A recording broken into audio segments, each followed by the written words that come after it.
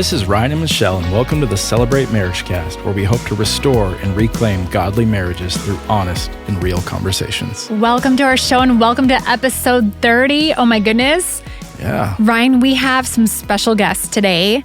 We have David and Helen Smallbone, and for our listeners, you might initially say, I don't know if I'm familiar with their names yet, but I most certainly guarantee you that you are familiar with their legacy, their family, and the impact that they have had in this faith and Christian community. So we are so excited to have them on the show. We've invited them for a couple of reasons. One, because this is a marriage and family podcast, and we are so passionate about that and really helping to share the stories of how other families are living and how going through those trials and those valleys, how they've come out stronger. And they have such an incredible story. So for one, that reason. And two, there's an incredible movie coming out that we want to tell you about. And they have a big part in this movie. So we're going to tell you all about that in our show today. So we're excited to have them. Ryan, you want to introduce them? Absolutely. David and Helen, so glad that you're on the show with us. Thank you for joining us. Welcome. Honored to be here.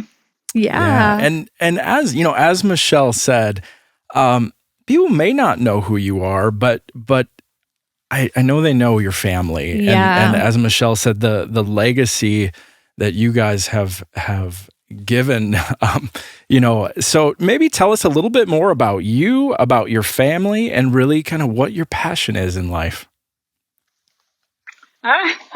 He's already passing the buck. When she says jump, I say, So we are Australians by birth. We've lived here in America for 32 years. What When state we are you in came- right now? What state do you live in? We're in Nashville, Tennessee. Awesome.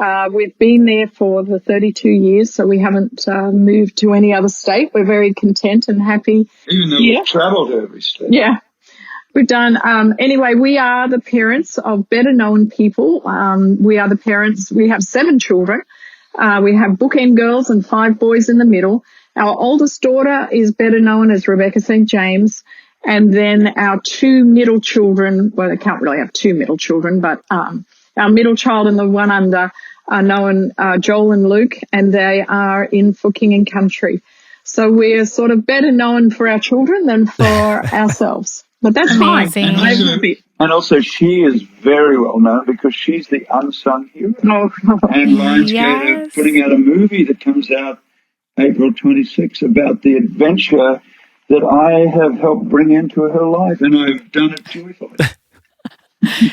Amazing. So amazing. Helen, you are the unsung hero then. That movie coming up is about you. I actually don't think it is. He likes to tease me because he knows I don't like the limelight very much. But when they did screenings of it early on, they did ask the audience, so is this movie about Helen? And the answer was no. Is this movie about David? The answer was no. Is this movie about family? And the answer was resoundingly yes. So even though it's called Unsung Hero, and I do earnestly believe that mums are the unsung hero because they're usually the glue that holds the family together. They're the one who serves the family and pours their life out for their family. So I do think, and yet it is probably, in my regard, it is the hardest job on the planet because you have so many responsibilities. It's 24/7. You never have a break. You're always got to be reasonably on. And then it's probably, in my view, one of the most unrecognized jobs there is on the planet, or roles. But I am very aware that the hand that rocks the cradle holds the world. And she's my unsung hero. I cry when I talk about 2 people. I cry when I talk about Jesus because he challenged me to give my life away.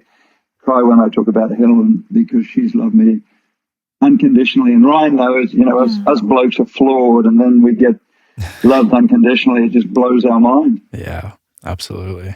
Incredible. How did you, so you mentioned that, I just want to ask about the family dynamic a little bit here before we dig into some other stuff. 7 children, Three are recognized names, but really they all have their own unique giftings and wirings. We know that your youngest Libby was the tech guru that just came in and helped this whole podcast get set up. So thank you, Libby. But they all play a role, right? They all are using, is that correct? They're all using their own giftings for, are they all involved in some way, shape, or form with the family groups? Yeah, Rebecca's been doing music for 30 years and she's done a wonderful job. And then our next son down, our oldest son is Daniel, and he does production for King Country. So whenever you see lighting at a King Country show, he's put that together. Our next son down is Ben. He does video and film. He directed the Priceless movie. Then you've got Joel and Luke for King Country. Next son down is Josh. He runs the business day to day and is quite excellent to do that. And then we've got Libby, our youngest daughter, and I love her so much that I've written a song about her called Flavor Princess in the Whole Wide World. Ryan, have you written a song about your daughter? Come on. No, I have not. Ryan, you need to get on that now. Yeah, that sounds like a challenge. That is. Wow. You know what? We will not sing for either of you today, but we do sing a lot in the O'Connor home, and we come up with a lot of creative songs. Yeah. All the time. You will be able to create some songs for your kids then. Yeah. It's sort of become a bit of a joke, David's song. It was a joke. And he does go around and sort of brag on it until somebody else sort of volunteers to play their song. And then he's like, you know what, I'm good, you know. So he does get a little intimidated. Well, I love it. It's such a great representation of the body of Christ too, where, you know, the eye can't say to the hand or to the foot, gosh, I'd rather be an eye, because all of the parts are so important. So while some are more public facing, I love that everyone is using their giftings to really reach the kingdom for kingdom work. You know, none is more important or less important than the other. They're all vital parts of the body. So I love that your whole family is involved in that. That's so cool. It's a lovely experience. And our core principles with the King Country are loving on the brokenhearted and sharing the most wonderful message known to man to as many people as possible. So whenever we come up against a hard question, that's what we put it through. And I think we have experienced God's economy, and we've worked Helen and I have known each other for 53 years, and I've always been around the media world, and so we've lived it, you know, pretty closely, and it's always been encouraging to me that she's supported me through thick and thin. And the craziest thing is, when we went through our hard times, when we came to America 32 years ago, that made our marriage stronger, because during that period, she didn't criticize me. My self-worth was on an all-time low. I couldn't find work in the industry. We did all the things Americans don't like doing. And even though she had her mother calling her every month in the second year saying, hey, it's not working in America, come home, she never faltered. And that unconditional love that I saw firsthand, even to this day, touches me in a very deep place. I think also, Michelle, Ryan, a lot of people can look at our family and see success, but we're very mindful as parents, and now we're matriarch and patriarch of a very big family. Mm-hmm. We actually are now a family of 30 and a half. Wow. We've got another little baby due. We have 15 and a half grandchildren. So we're sort of, we're very mindful that what God has given us came out of brokenness and came out of failure, really. We lost everything back in Australia. David was in Christian music back in Australia, which is a very hard thing to do because we have the same landmass as North America, but we have a tenth of the population, and the population in Australia is really mostly post-Christian. So we're sort of, for him to do Christian music with such a small population, such a large landmass, was extremely hard. And when we did lose everything, we learnt to function or work together as a family. It brought the family together, really. It did. And we learned to rely on each other. We actually, as David mentioned, did the menial tasks. We actually, I think Rebecca did a lot of babysitting. We did gardening. We did lawn raking. We cleaned. We did a lot of stuff like cash paying jobs together to help put food on the table, with all of us pretty much working together. And what I love about God, when God takes us through some hard seasons, when those doors close that we have known and been familiar with, and he takes us through a hard season, nothing he teaches is ever wasted. Because in that season, when we learned to work together and to be together, to enjoy one another, really, God used that in order for when Rebecca was signed and started performing and traveling, we all went together, and the boys actually were her road crew. They helped set up and run the sound and the lights. And then we did end up getting a sound guy, and then they would just concentrate on working and setting up the stage and doing stage managing and set up the lights. So we traveled for probably together for at least 10 years. And then on and off, some boys would still come out for the whole of Rebecca's career. And that's really the foundation of where Joel and Luke started. They learnt their skills, they honed their skills in that environment, and it prepared them for what God was giving to them. And still, those boys still pretty much work together and have done for King and Country. And when the King and Country started, they'd done their 10,000 hours. And it all came out of something that we necessarily didn't want to do. We had them in a Christian school in Australia, and then bang, everything was taken away, forced us to come to America, and we were allowed to live by faith. Our pastor saw the movie a couple of months ago, and he said after it was over, you don't see the miraculous unless you live on the edge. Well, unless you need a miracle, you don't see miracles. Wow. Yeah, and we were forced to live in. And the incredibly special thing about that season is we all saw God. We all saw God working. The kids did too. And when our faith was weak, God used the kids to actually encourage us, which was another even very special thing. Helen, can you say that line again about the miracle? How did you word that? The words that he used were, you don't see miracles unless you need a miracle. Wow. I'm hearing so much in your story about coming to the United States, about coming here, and even how the bands got started with brokenness and a little bit of despair, like God working in that. Like if it weren't for that time, David, you even said when you were there, when you first came here, it was this crazy season of hardship, but you said that brought you closer together. You wouldn't have been so close had you not gone through that hardship. That's, I feel like, such the story of Ryan and I. We've certainly felt that. I was, I've shared this on the podcast before, but it was a total mess when I first started coming to our home church, Celebrate Community Church, makers of this podcast, and it was so broken. But in that valley, it was like I had nothing else, and I just clung to God, and I clung to coming here, and that was when really God did such a powerful work. But I was so broken, and it's like what you said with the miracle, like I needed one. Yeah, you felt that in your story. Yeah, I mean, that's such a good word. I think when you look at marriage and you look at struggles that happen, to actually, in the midst of those struggles, draw closer. That's absolutely amazing, because honestly, I think the world kind of tends to say, oh, well, then I'm done with them. Like it's hard. It's not easy.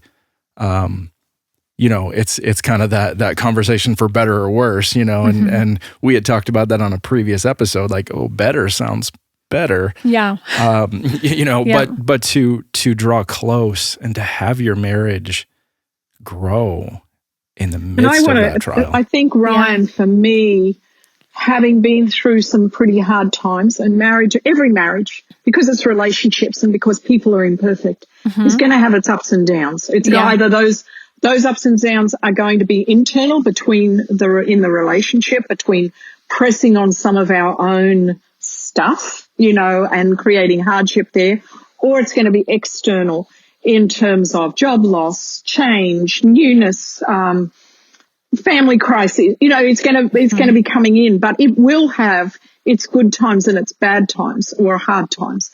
For me now, having lived for 49 years, pretty much with this same man, I've recognized that so many people give up on marriage when the hard times come, and they lose something extremely special in that the hard times they hone us, like they make us more like Jesus. They knock off the rough edges of each of us. And then the hard times, if you can allow it, help us to go into a deeper level of relationship as husband and wife, as we follow God, as we see God in our lives. And they miss something that God planned for marriage, which is longevity, to grow old with somebody who you love and who loves you. And they're missing that excellence of what God is wanting to bring to them as individuals and then them as a marriage and a couple. And I actually grieve it a little, because it's sort of like if you could just keep working through it, you're going to come to a deeper understanding of who God is and what he does in our lives. It's so good. And it ties into one of the questions I wanted to ask. I'm just going to jump ahead to it because it ties into exactly what you said, Helen. But what advice would you give to people that are feeling like that right now? Like they are in this valley, in this moment of just despair. What advice would you guys give to them? One of the things that I was influenced very much by was a guy called Larry Crabb. And he put out a book called Inside Out that had a chapter on unconditional love. And it really challenged me 10 years into marriage to love Helen unconditionally instead of conditionally. And I started to do that. And overnight, our marriage went from good to great. But another thing that Larry Crabb, I wanted to meet him, but never met him before he passed away a couple of years ago. Another thing that he said is, the best counsel you can get is not from the professionals, it's from your friends, because your friends know everything about you. The counselors only know what you tell them. And I think I've got 7 accountability partners that I talk about life with, if not every day, every second day, and so they help me and I help them. And it's a really, and some of them are going through hard times, and some of them are going through good times. And there's something about being in community, which is very important. I think a lot of times we think, well, we just got to get the professionals involved. You know, things are going tough. But it's almost like, I believe Larry Crabb was a man of wisdom, and he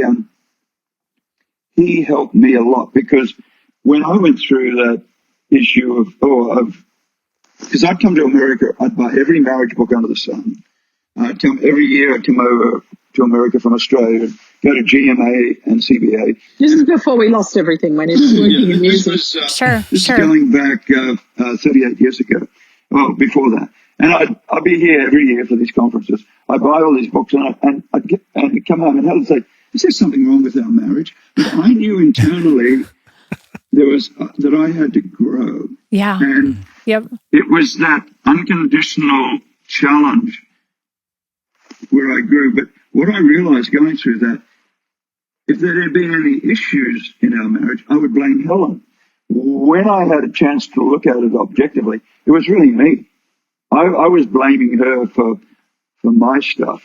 When I stopped doing that, our marriage went from good to great. So we were given that gift of me being, not really understanding things. And then 5 years after that was when we lost everything. And so I had two jumps in my growth pushed on me.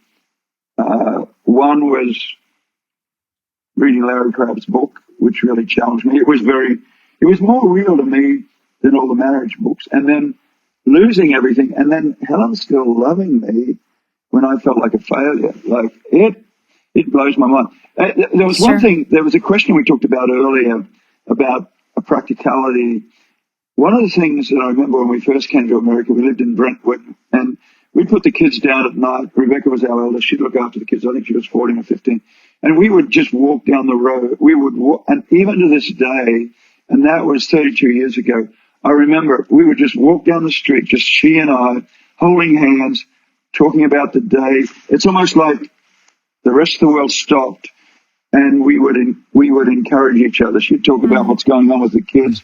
I'd talk about what I'd tried to do that day, sometimes successfully, sometimes unsuccessfully. But it was that moment in time. And then she used to run a pet sitting business.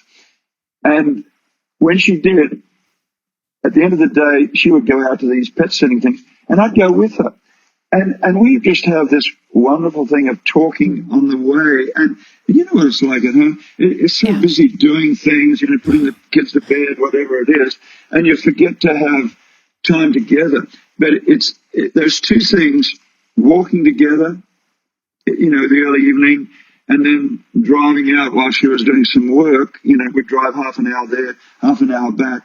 It just allowed us to have really good conversation. Very simple things, but I think in our marriage, very valuable. I think he's given a really great point of just taking a step away from the busyness and spending time with one another. With 7 kids, it was busy for us. And prioritize one another. A lot of times, and I see it a lot in younger families, a lot of times they're prioritizing kids, but they're not actually prioritizing their relationship with their husband or their wife. And the foundation of the home, the health of the home, is this relationship. As we are healthy, so the family and the home is healthy. And this is you've just got to prioritize this.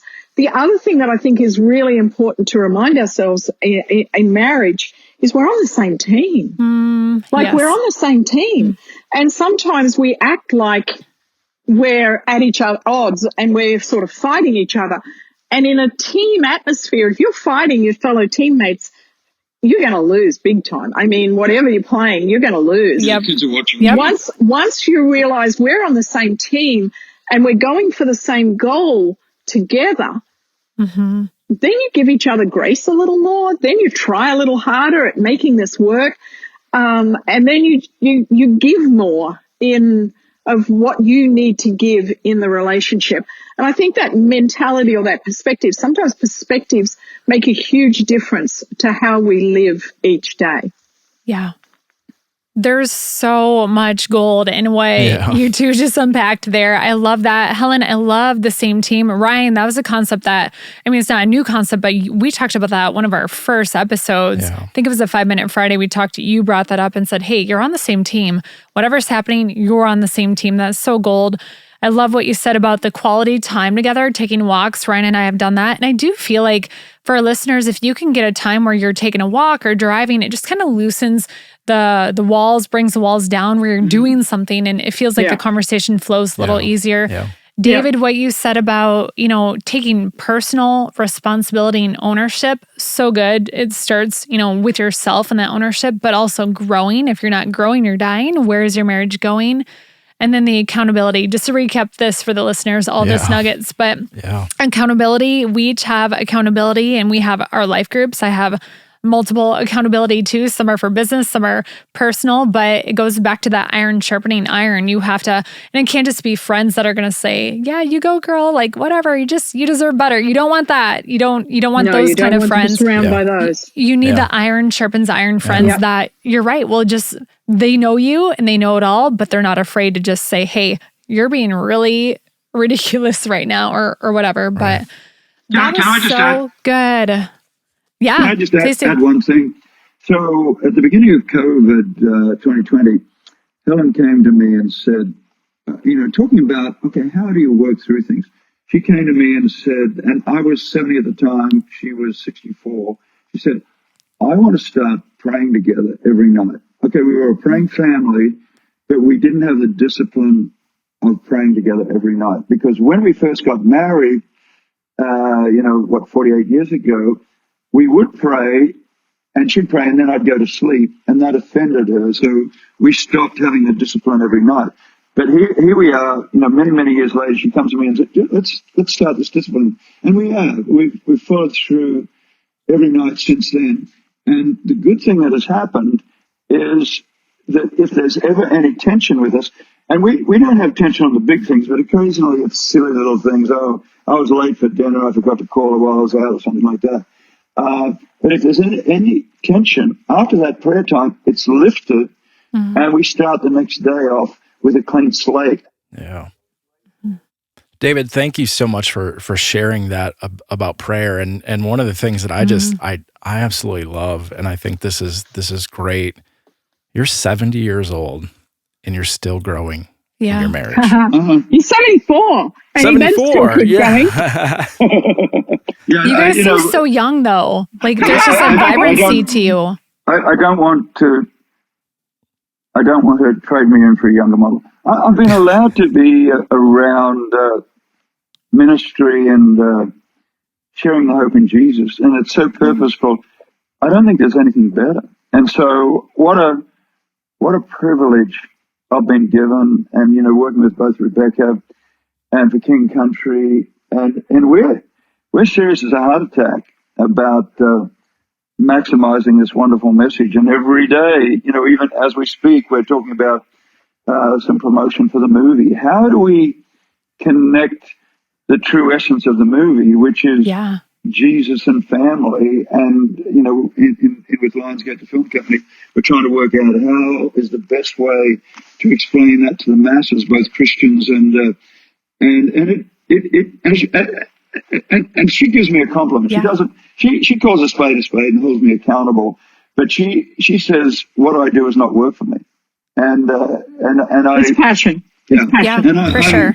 Yeah. So honored that I'm allowed to be in the ministry with you guys, with your church, with the church all around the world. I think the only hope for America is revival, and we need to be.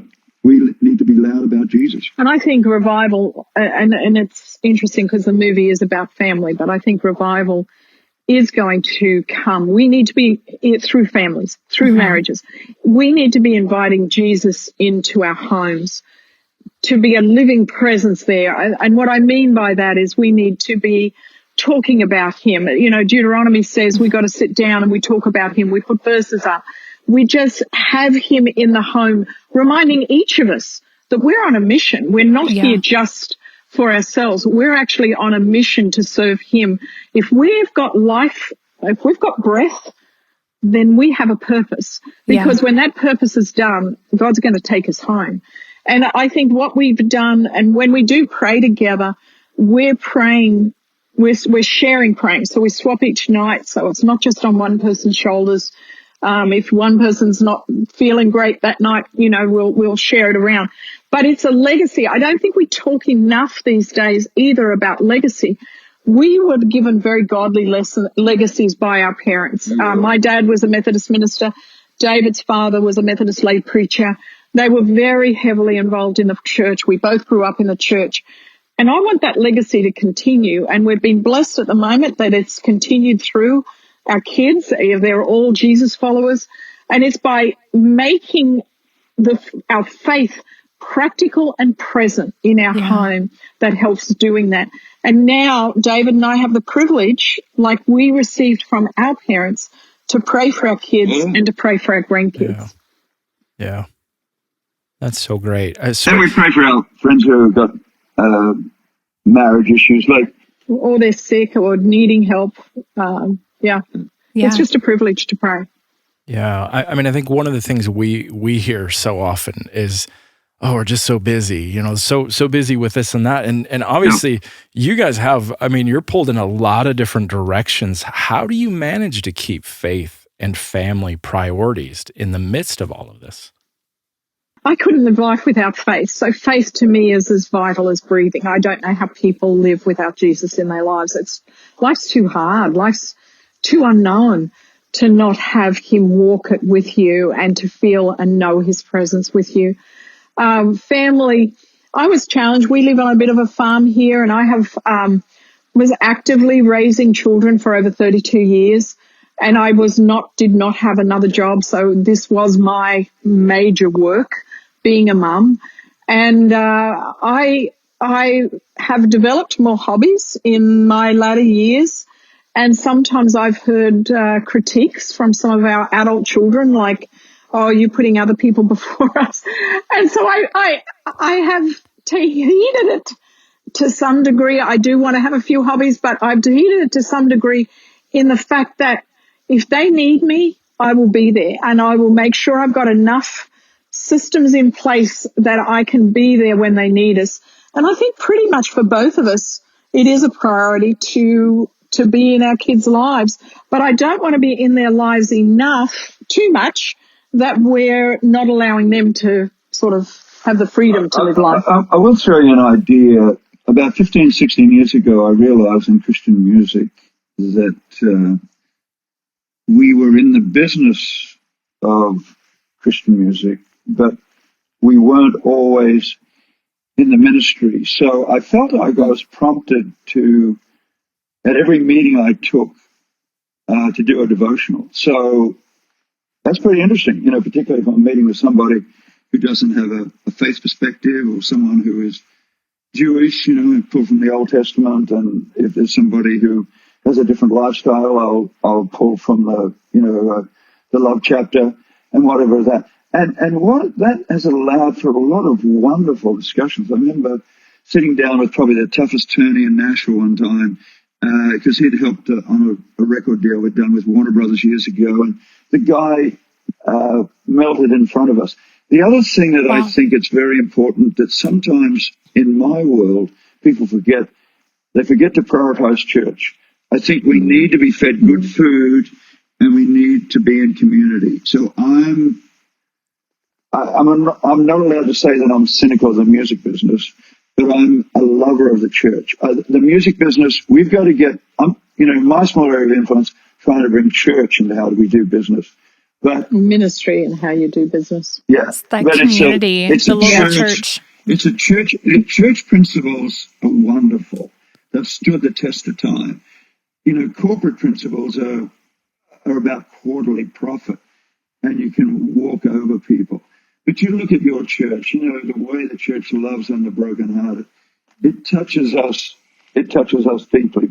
I think it's a practical thing for all of us to be challenging our friends, family, and associates. Be in church. You'll be fed good food, and you'll be encouraged. Generally, I find people who are away from church, it's tough yakka. And so I think that church principle is more important, I believe, than sometimes we're willing to talk about. I certainly feel that with the church and the importance of it. Just, Ryan shared a couple of weeks ago, we talked about the 4 worst part in marriages, and having a family member that is going through a really tough time right now with a cancer diagnosis, is very advanced. Just seeing our church family wrap around us has been so beautiful. So beautiful. And I'm glad to be a part of a local church that our mission and our vision and mission are to have people meet Jesus, but then be Jesus in the community. Yes. And I feel like that transitions really well into talking about this concept of the unsung hero. It's people living out and being Jesus in their communities. So can we talk about the movie for a little bit? I'm super excited to just hear about the movie. It comes out on April 26th. It's called Unsung Hero. Can you tell us a little bit about how this came to be and just kind of some inside info on the movie? Well, I think our son Luke does a compassion talk during the For King Country concerts, and he uses abbreviation of our story to tell, if people hadn't have blessed us and cared for us when we were doing it tough, we wouldn't still be here. And back home to Australia. And how important it is to continue to love on people who don't have life as I suppose, easy or as well as we do. And people would come up and say, it's a pretty remarkable story. Maybe you need to write a book, tell it more. And I did write some memoirs down in a book called Behind the Lights a couple of years ago. But Luke really was prompted, I think, by the Holy Spirit to actually say, we need to make this into a movie. And so they have, they got a scriptwriter in. There was that fine balance of how much should family be in it and how much should family let somebody else be objective to what has made the family. So they did get a scriptwriter in who's a dad of 5 kids, I think, and he did a remarkable job. And then Joel joined him and our son Joel joined him and refined the script. And then really, once Joel got that involved, and he actually plays David in the movie.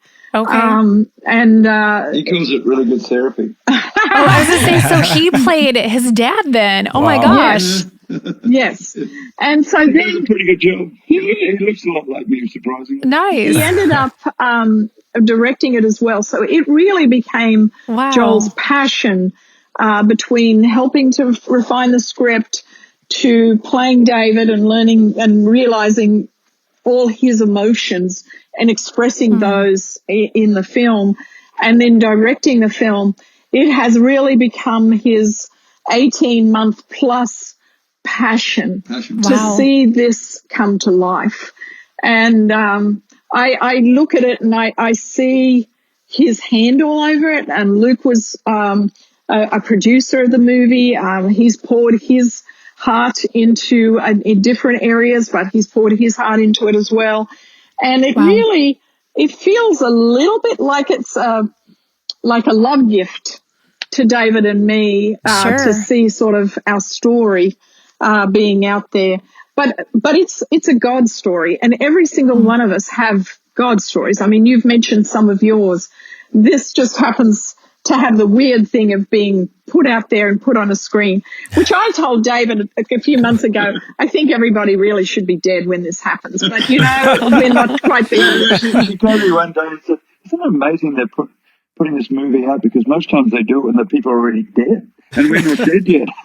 Do you guys get hilarious moment? But you're alive and well. Do you guys get cameos in the movie at all? Are you in it in any way?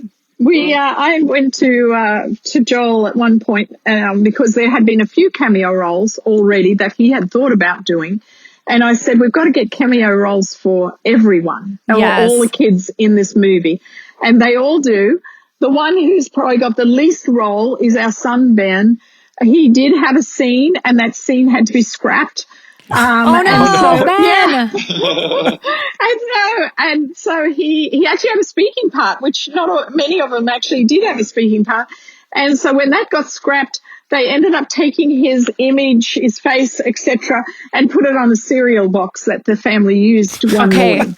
Okay, look for the cereal box then. Yay, Ben. Yes. But you can have that is going to be something that people do need to sort of keep their eyes out, because it's like find the family. We used to be find Waldo, but now it's find what one do they of call the that Smallbone family. in the movies? Like an Easter egg, right? Like a little fun surprise for people to find. Yeah, I mean, I love that the whole family is a part of this, and it's something we've heard throughout our conversation today, of just the whole family on board with this mission of Christ. And to share that message, it's, and this movie is going to be such a powerful tool to share that message of family and of Christ's love in the world. And even coming out before Mother's Day too. Gosh, I think of what a great family movie to go to. Bring your mothers, go see the movie. Yeah. So April 26th. Anything else fun about the movie? I'm going to be looking for the cereal box. That's super cool. It's all a bit surreal, but Helen and I are excited about supporting it. I just did last night. I did Lipscomb University showed it. And then this weekend we're in LA, Fresno. So we're really going around as much as we can to. But to feel your support. We've been so encouraged that the church is supporting this movie, and we feel there's an opportunity to encourage Christians and to challenge non-Christians to follow Jesus and to prioritize family. I think the family's under attack at the moment. The enemy is having a field day, and I think this movie does remind people of the importance of family. And we're shocked that we're involved with it. You know, who would have thought? But it was never about doing. It was God had a better plan than I had. Yeah. You were just living your life. You weren't living to have a movie made. You were just living your life. But now to have your legacy go on with this movie that will be here forever is amazing. Yeah. Did I see that For King and Country does the soundtrack for the movie too? We've got an inspired soundtrack coming out, and Unsung Hero, and the music through the movie, the orchestration is involved around the song called Unsung Hero. So you'll hear the orchestra playing that song and parts of it all the way through the movie, and then at the end, For King and Country sing Unsung Hero. And it's emotional for me. As soon as I hear the chords, the orchestral chords at the beginning of that song, I am so amazed that the lady to my left knows me warts and all and still wants to hang around, and we do life together. When we first started dating, she wouldn't date me initially because I wasn't a Christian. And then I made a decision at a Bible study, and she dropped the other guy she was with, and we've been together ever since. And that happened 51 years ago. But I promised her adventure, and I have delivered. I haven't given her much security, but I've given her a lot of adventure. And Ryan, you know it. You know, who else do you know that has given their beloved very lovingly 7 children? Not many. Right. You know, I had to work hard, buddy. Oh, that's great. This beloved is okay. Not having 7. 2 is great for this beloved. Right. I love that though. I love that adventure. We talk about that often. It's kind of based on the John Eldredge book about, Wild at Heart. You're calling for adventure, and and it, kind of similar for us too. In that when we had our first official date, I said, "So, Ryan, here's the thing. I've done this my way before, and it's not worked. So I've been on this 2-year journey of not dating, and I need to do it God's way. So where are you plugged into a local church?" Yeah. And Ryan was like, not really, not right now. But God did a work in him, and absolutely. It's an amazing story. So We can't tell you good for each other. So congratulations. Thank you. Yeah, thank you. David and Helen, this has been so great. And just as we wrap up, we like to ask our guests kind of 3 rapid fire questions here. One, what's your marriage why? Why is marriage important to you? I think my parents had such a good marriage, and it just, I can remember being on the search, and then I believe the Holy Spirit prompted me to one night, a long way away from where I lived, to drop into this little church where Helen's dad was the pastor. And I sat behind Helen, her mum, her brother, future sister-in-law. And she left as soon as the service had finished, didn't say hello, but her mum did. And her mum said, "Hey, go." She went home, Helen had already got into her pajamas, said, "There's a new guy at church. You need to go and say hello." And I'm so glad my mother-in-law and I weren't always on the same page. It was a little bit of an interesting. We had some interesting moments. But 2 years into marriage, she said she'd been very critical of me, and Helen had to go to her and say, "Hey, Mum, unless you stop criticizing David, I'm going to have to make a decision between you or he." And she never criticized me ever again. And it took me a while to forgive her for some of her criticisms, unfortunately.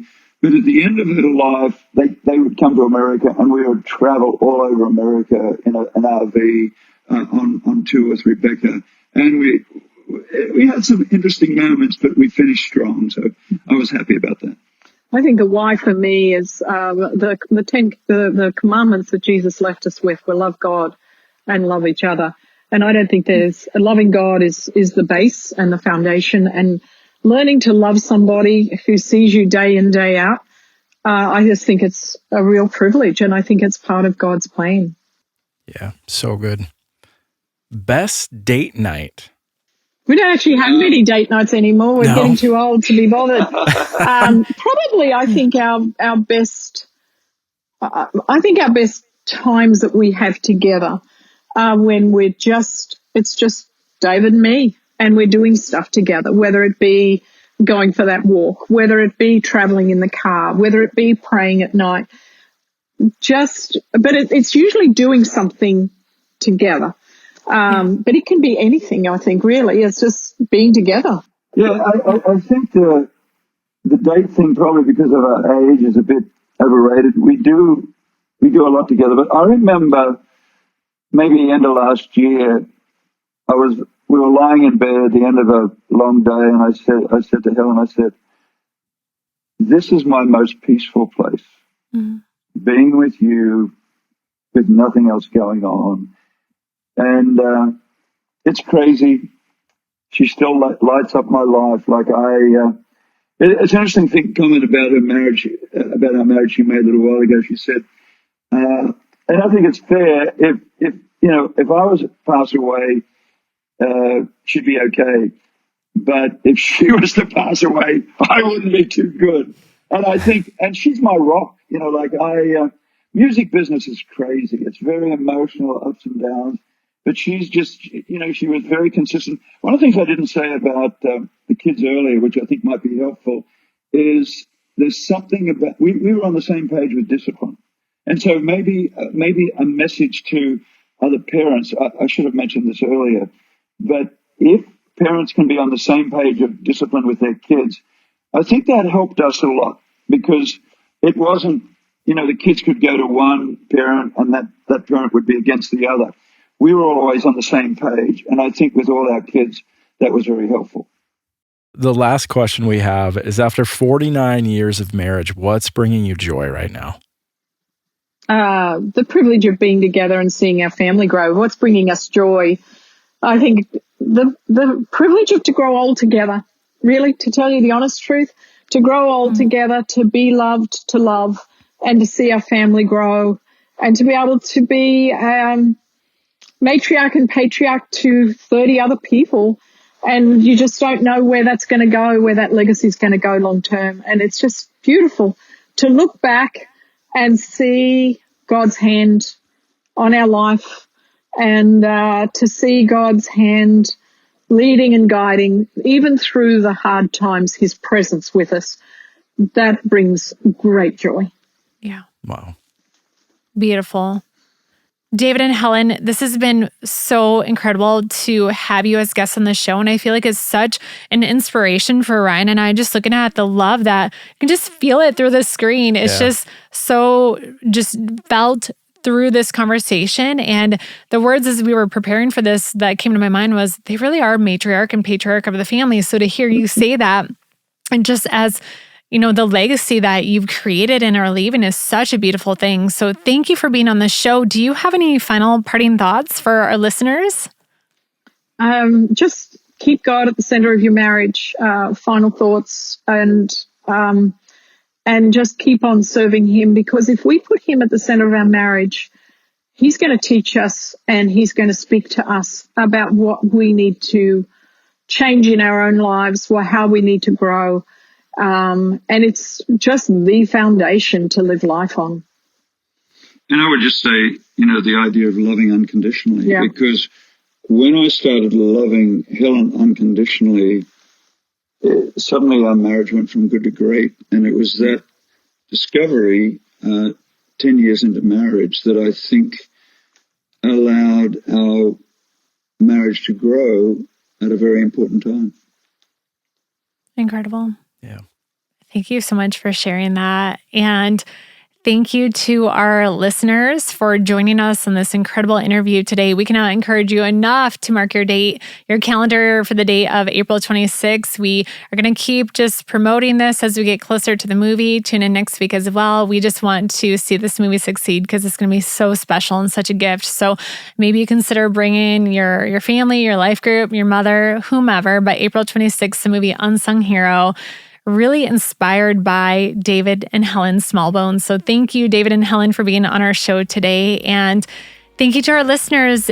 Thank you for joining us today. If you need additional help for your marriage or resources, as always, you can join us at celebrate.church/marriage.